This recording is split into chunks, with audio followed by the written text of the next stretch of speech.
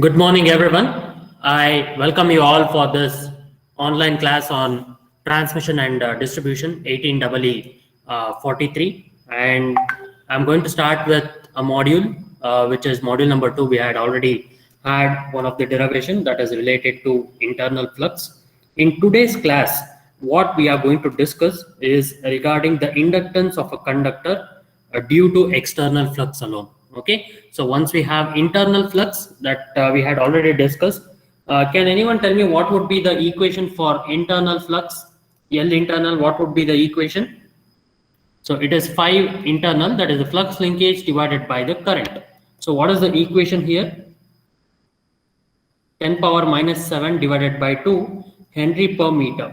Okay, so this is the equation what was related to with respect to inductance due to internal flux. Okay, so this is due to the internal flux. Now let us calculate, or now let us have a derivation which is related to inductance of a conductor due to external flux. Inductance of a conductor due to external flux.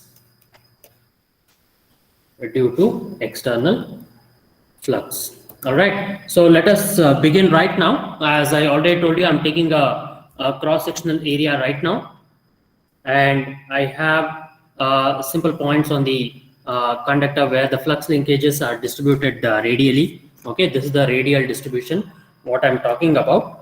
And now I have a small cross-sectional area what I need to take to understand the flux linkages which are there. So now I mark a point P1. This is the mark point P1, and this is having a distance of a D1. Next, I have P2. This is point P2, and this one is D2. Okay, so this one which is there, which is with respect to the conductor, that is having a small cross section width, what I consider here, that is said to be dx. All right, so I take such things for my understanding, and this is where the flux lines will also be present once you have the central part of the conductor. And now we shall start estimating. So I have 2 points here. Okay, so 2 distant points. So there are 2 distant points. P1 and P2. Okay, so now we shall estimate what would be the flux linkage of the conductor due to the external flux alone. So I take 2 distant points, which is P1 and P2. Okay, so we will consider it for a isolated conductor here. So we will be starting with respect to the isolation of the conductors, that is the transmission line conductors. We take a flux linkage for an isolated conductor there. So now what you will be saying here is, so we'll be having 2 distant points, that is P1 and P2, which is there. The distance, okay, the distance will be D1 and D2 respectively. All right, so that is with respect to D1 and D2 respectively. So which is from the center of the conductor.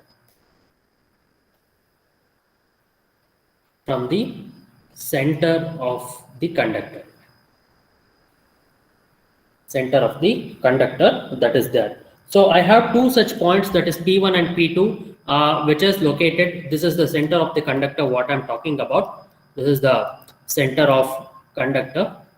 Okay, so from the center of the conductor, I take this as the cross-sectional area, as I'm repeating it again. I take this as the center of the conductor, and I have points P1 and P2, which is at a distance D1 and D2. So now I talk about this small distance which is there, that is dx, where the flux linkages are linked, right? So now you have the conductor which has been carrying current. Conductor carries current I.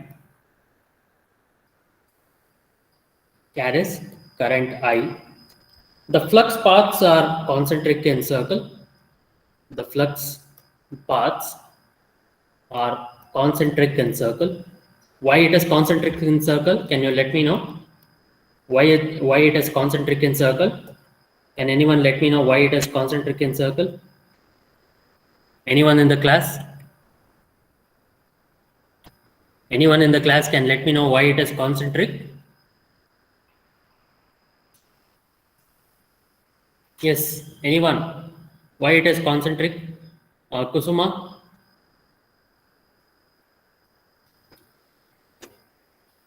Kusuma, can you let me know why it is concentric here?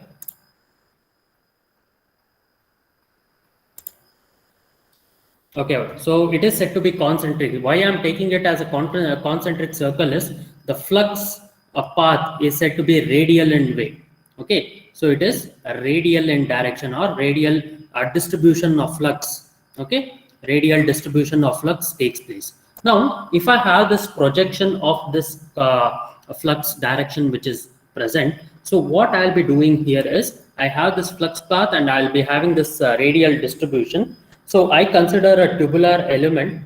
Okay, so I consider a tubular element which is there. So the flux paths, what I say, it is concentric around the conductors P1 and P2. So I take a tubular which is there at a distance of x. This is the distance here. So this is at a distance of x. All right. So tubular element which is at x meters,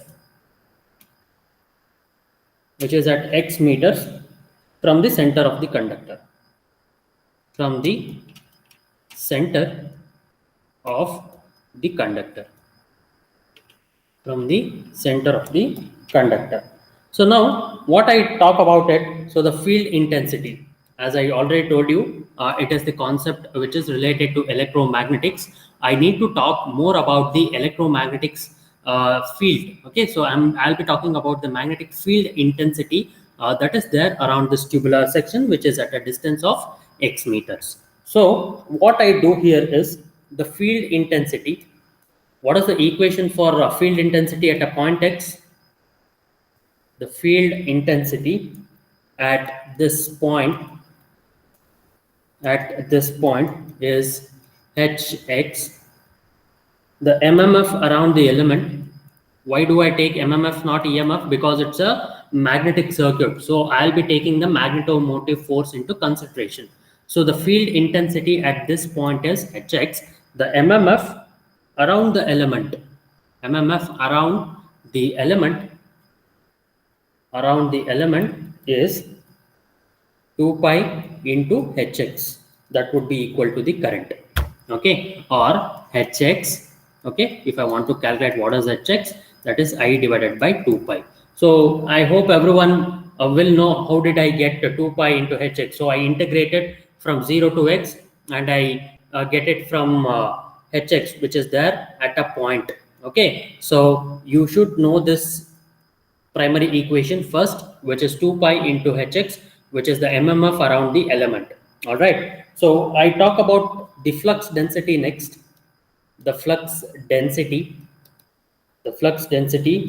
bx at a point,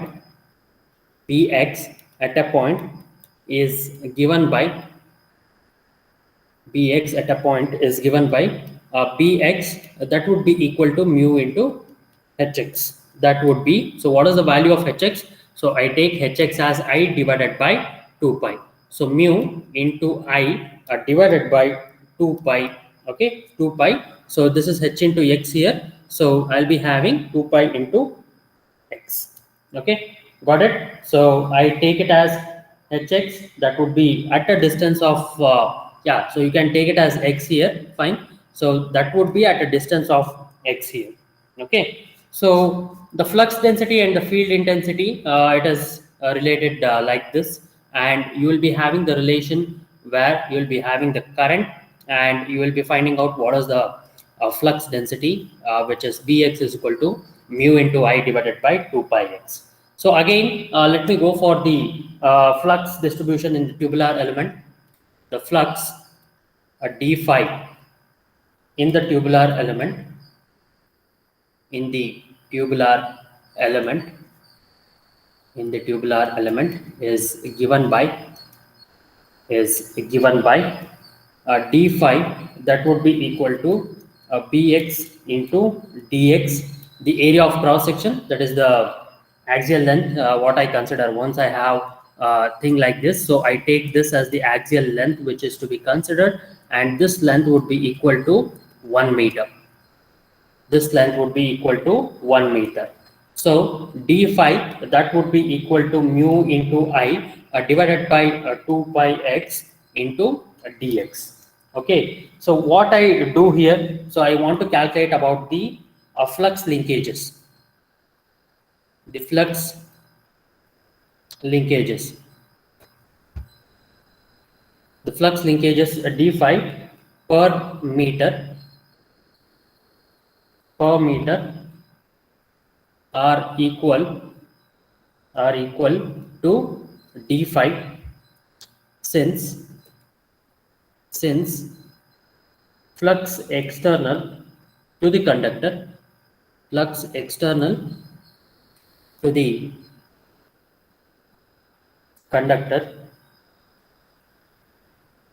links all the current in the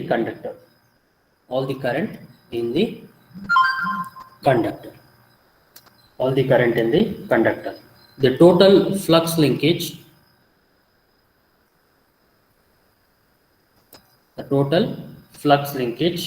between P1 and P2 are obtained by integrating d phi from d1 to d2. So what this statement says, I have the flux linkages d phi per meter, which is equal to d phi. Why it is equal to d phi? So it would be the flux external to the conductor, right? I'm talking about the external flux here, and whatever the current that is flowing in the conductor, so that would be given as an integral part by integrating. So I'll be writing it as integral d1, that is the distance, to d2, that is d1 to d2. I have this equation which needs to be integrated, so which is mu into I divided by 2 pi x into dx. Okay, so mu into I divided by 2 pi integral d1 to d2. Okay, so dx by x. Okay, so can you let me know regarding this evaluation of the integral? Evaluate this integral, what would be? ಏನಾಗುತ್ತೆ?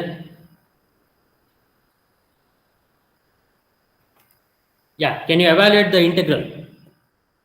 Bhavana KS?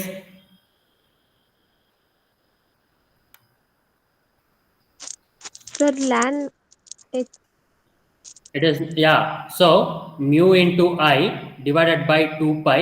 So I'll be writing it as natural logarithm, that is there x, which has a d1 to d2 as the lower and the upper limit. Okay, so what happens next is mu into I divided by 2 pi natural logarithm. So I need to take it as d2 minus d1.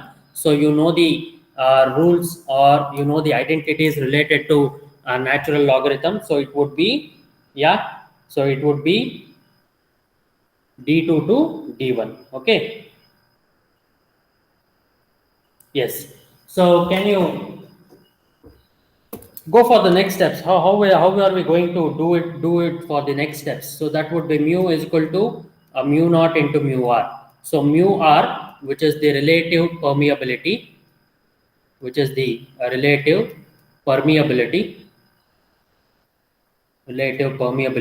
so that would be equal to 1. Okay, so that would be equal to 1. So what happens here is, so phi 1 2, which is there, I know that L external, now it would be phi 1 2 divided by I, but I need to calculate phi 1 2 first. So what it would lead to? So it would lead to mu naught. Okay, mu naught into mu r. So the value of mu r is said to be equal to 1. So that is 4 pi into 10 power minus 7 into I divided by 2 pi ln of d2 divided by d1.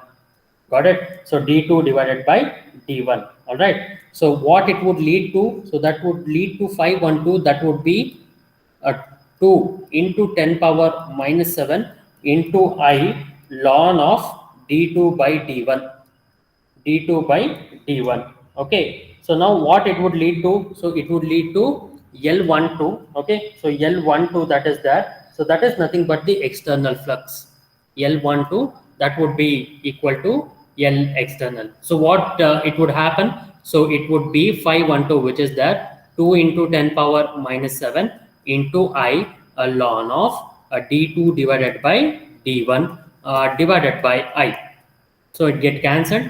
So that would be L external. That would be 2 into 10 power minus 7 ln of d2 divided by d1. Okay. So this is the final equation what you are going to get here. All right. So 2 into 10 power minus 7 ln of d2 by d1. So this is considered to be the external inductance that is there. Okay. So this is the external inductance, like more or less if I want to calculate it. Okay, so that would be the external inductance. And the flux linkage, the external flux,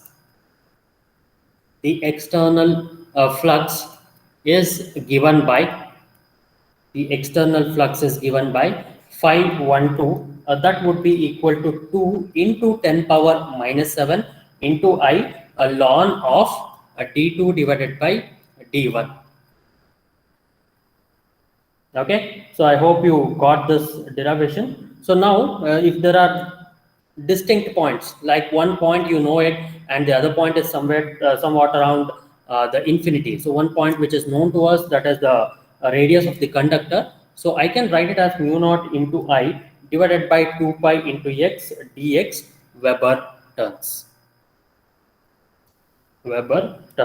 So now if the external flux is considered to be extended from the surface of the conductor, now you see that this is the surface of the conductor which is there. Now at the center of the conductor, so you have the flux linkages to the surface of the conductor, right? So from the surface of the conductor, it would reach to the radial direction present here. So you don't know what is the direction the flux is linking. So I'll be taking the maximum limit here as infinity. Okay, the maximum limit is taken as the infinity, and I start from r to infinity mu naught into I divided by 2 pi x dx, which is in terms of Weber turns. Okay, so now how will you find the total flux?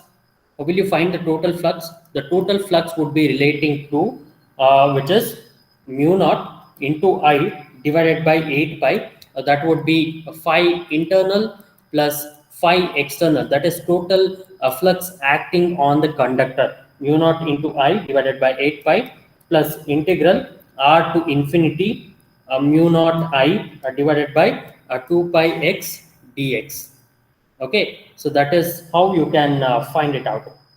Got it? So you can take some of the common factors and you can write it down. So the total flux linkage,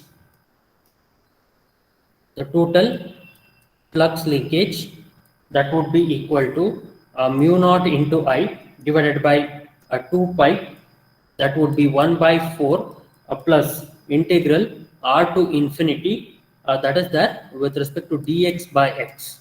Got it? So this is the total flux which is there. Okay, any doubts up to this point, anyone?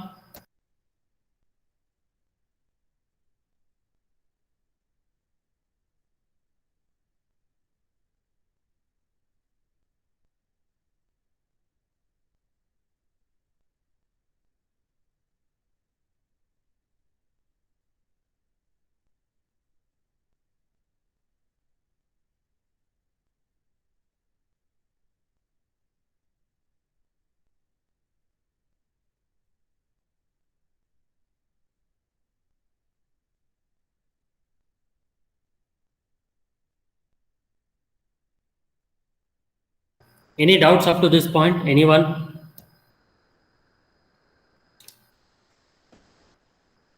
Anyone, if you have any doubts, do let me know right now, or else we'll move on to the next one, that is the inductance of a single phase two wire line, which is considered to be one of the important derivations that we are going to do.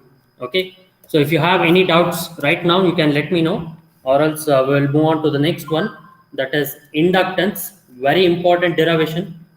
Okay, so inductance of a single phase, inductance of a single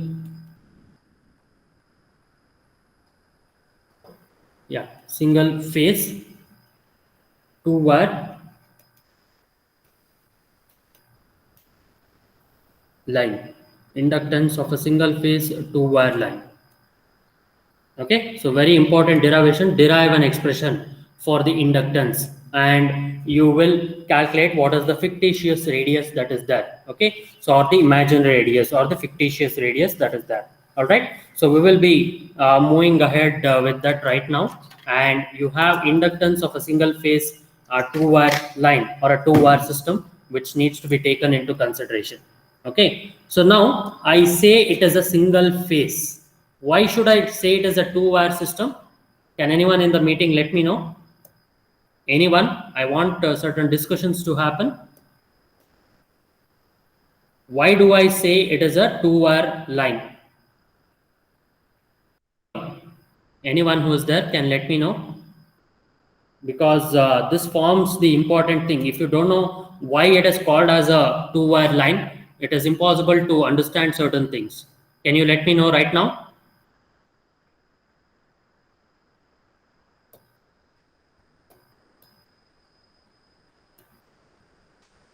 Anyone in the meeting? Sir, we will consider both go and return path. Very good answer, Janavi. Very good. Okay. Yes. So we should consider the both go path and the return path of the conductor. All right. So that is the reason why we take it, and why we take into consideration regarding these conductors which are there with respect to the go and the return path, and that is the reason why we are doing it. Okay, so now how would you proceed with the derivation is one important thing. Okay, so while proceeding to the derivation of this inductance of a single phase two wire line, so I need to consider two conductors. So I'm writing here the first conductor, which is the go path. Okay, the go conductor, so which I have a single phase two wire system which is there, and next I have the return path. Okay, so next I have the return path. Okay, so from the center of the conductor, if I take into consideration, so this one will have a radius r1, and this one will have a radius r2. Okay, so this one will have a radius r1, and this one will have a radius r2. All right, so this is the distance which is there, which is d. Okay, this is the distance that is there, which is d. Okay, so now from the center of the conductor, okay, from the center of the conductor, I have two things. I just mark the either ends of the conductor which is there, that is like this. Okay, so now what do? I start from the center of the conductor, and I reach the other path. Okay, can anyone let me know what is this one? What is this distance? And what is from the center to this distance?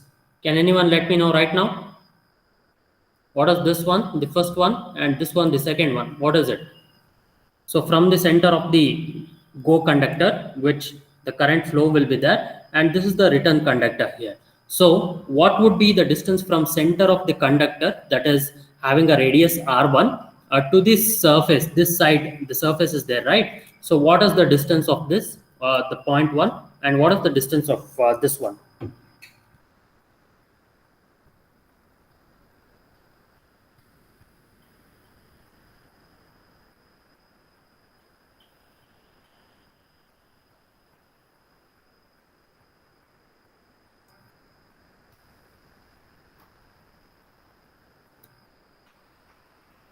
Yes, anyone in the meeting? Kusuma, are you there? Rohan? Chetan? Can you let me know what is that distance? Anyone in the meeting? So what would be the distance?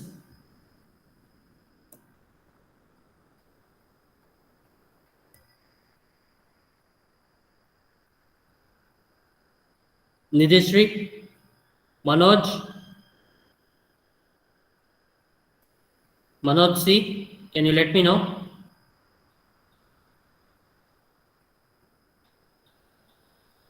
Yes, anyone?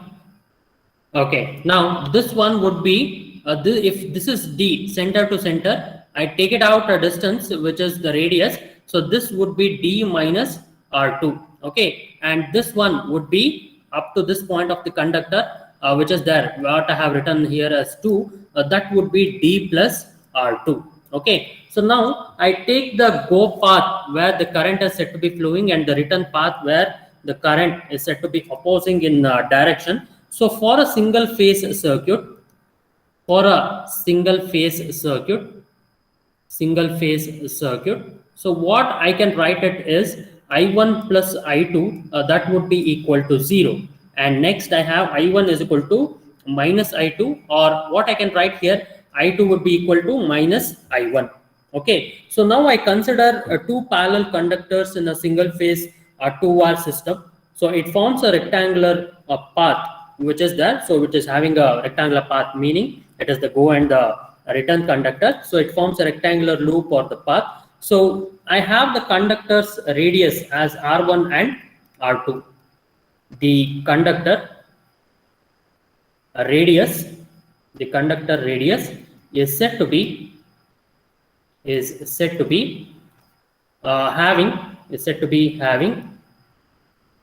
R1 and R2. So R1 and R2 respectively. So one of the conductor will be go path and the other one will be the return path. Okay, so it is carrying the current. Say, let me take R1 as I1 and R2 as I2, which is that. Okay, so the carrying currents are I1 and I2 respectively, the conductors which are there. So here we are generally, once we take the single phase 2-wire system, so there are certain considerations where we should neglect the presence of the earth magnetic field and the geometrical nature of the transmission line conductors and all. So what I generally take here is the arrangement of the fluxes. Okay, so if I take the arrangement of the fluxes will be more at the surface of the conductor if it is having a go path, and you will be directly reducing it, and later it will be increasing. That is due to the effect of the other conductor which is there. So as the maximum, it reaches a minimum point here and then again keeps on increasing. The flux would be generally distributed like this. So this is the distribution of flux what I'm talking about. Okay, so this is how the fluxes are distributed if I take into consideration. Okay, now the next part would be the variation of flux density. It is directly related to the flux. Now what we should consider here is the external flux which is there. Okay, so the external flux which is acting on the conductor. Okay, so if I take the conductor 1, the flux line set up by the current flowing in the conductor 1, so it will be equal to or greater than D plus R2. Okay, so the flux lines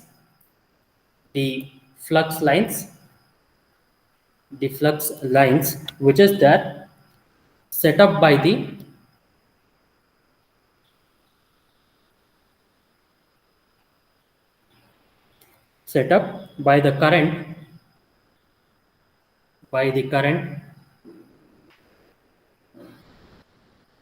current flowing in conductor 1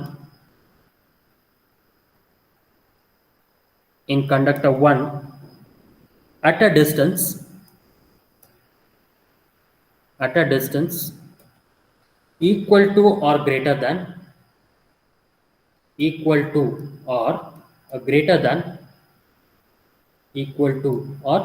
greater than D plus R2 from the center of conductor 1 okay, center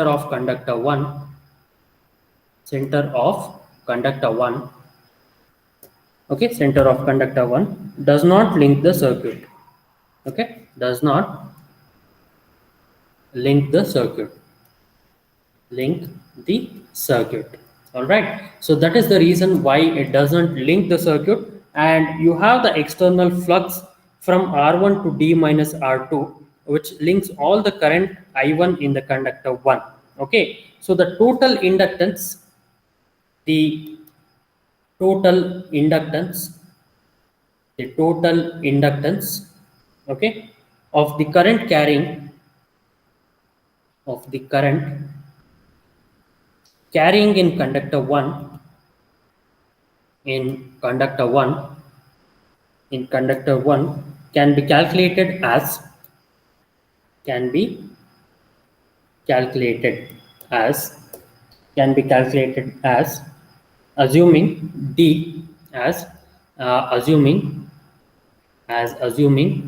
D is greater than R1 and R2. Okay, so under this condition, okay, under this condition,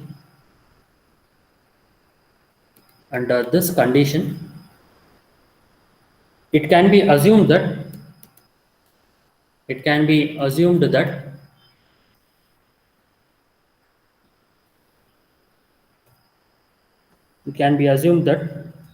flux from D minus R2 to the center of the conductor 2, to the center of conductor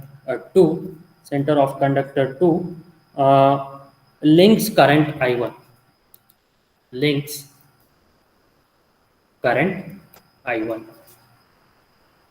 and the flux from the conductor 2 and the flux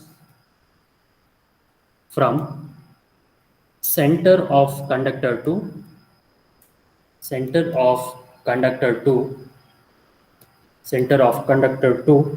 to D plus R2, to the D plus R2 links zero current. All right. So I hope everyone understood the concept here, because this is one of the important concepts that you need to keep in mind, because there will be a current which is flowing in the other direction, and you need to keep in mind that it will be linking only to D minus R2. So it can be assumed that the flux from D minus R2 to the center of the conductor 2 links the current I1, and the flux from the center of conductor 2. So you have two conductors here. So linking the flux, because it is starting from the go conductor and it is reaching the return conductor there. Okay. So now I want you to remember how shall we do it for one of the conductor in half of this class. In the next class, I'll tell you how to do it for the remaining conductor. Okay. So the inductance due to, I'll take 10 more minutes of time. The inductance due to current in conductor 1 can be calculated by L12, that would be equal to 2 into 10 power minus 7 ln of d2 by d1. Okay, so ln of d2 by d1. Now what I need to take here, what is d2 and what is d1? So d2, which would be the distance from one conductor to the other conductor which is there. Okay, so that is the faraway conductor. And what is d1? It is the radius of the conductor, of the first conductor there. Okay, so I'll be substituting 2 into 10 power minus 7 ln of d divided by r1, Henry per meter. Okay, so this expression, what is there? It is having for only the external flux. Okay, so I'll be having only this for the external flux. So what it would be for internal flux? L1 internal. Can anyone let me know what is the internal flux equation? 10 power minus 7 divided by 2 Henry per meter. Okay, so next, the total inductance of the circuit, total inductance of the circuit due to current in conductor 1 only, due to current in conductor 1 only, conductor 1 only is L1, that would be equal to L1 internal plus L12, that would be 10 power minus 7 divided by 2 plus 2 into 10 power minus 7 ln of d divided by R1. Okay, so that is L1, that would be equal to 10 power minus 7. I take it as a common factor, half plus 2 times ln of d divided by R1. Okay, so that is taken as a common factor and I write it as Henry per meter. Okay, so what would you change in this equation to get it in this format? So it can be written conveniently such that I need to modify this expression in terms of the logarithm. So this expression and also this expression, I need to modify it in such a way that I should be getting in terms of the natural logarithm. So what I'll do for convenient purpose, I'll be taking 2 into 2 as a common factor. So I can write it as 1 by 4 plus ln of d divided by R1. Okay, so 1 by 4 ln of d divided by R1. So now I can write it as this. Is this equal? Can I write it like this? Natural logarithms, I should write it like this. It would be equal to 1 divided by 4. Okay, so I can replace this as the natural logarithm. So that would be 2 into 10 power minus 7 ln of e power 1 by 4 plus ln of d divided by R1. Okay, yes, Janavi, can you modify this equation and let me know? How will you write this? How will you write this now? Ln A plus ln B. Ln A plus ln B. So what it is? What is the identity? I can write it as ln AB. Can I write it? Yes. So what happens here is L1, that would be equal to 2 into 10 power minus 7. So what happens here is I'll be writing it as a ln of, okay, so that is A into B. So that is e power 1 by 4 into d divided by R1. So that is there. And I can write it as 2 into 10 power minus 7 ln of d divided by e power minus 1 by 4 into R1. Okay, so I can write this as 2 into 10 power minus 7 ln of d divided by R1 e power minus 1 by 4. Okay, so what is e power minus 1 by 4? Can you let me know what is e power minus 1 by 4?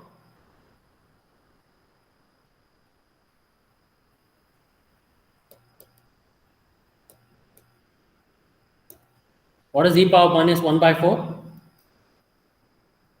Is it 0.7788? Is it? Yes, sir. Yeah, so ln of d divided by, I can write it as R1 dash. So R1 dash would be equal to this function which is there, and I can write it like this. Okay, fine.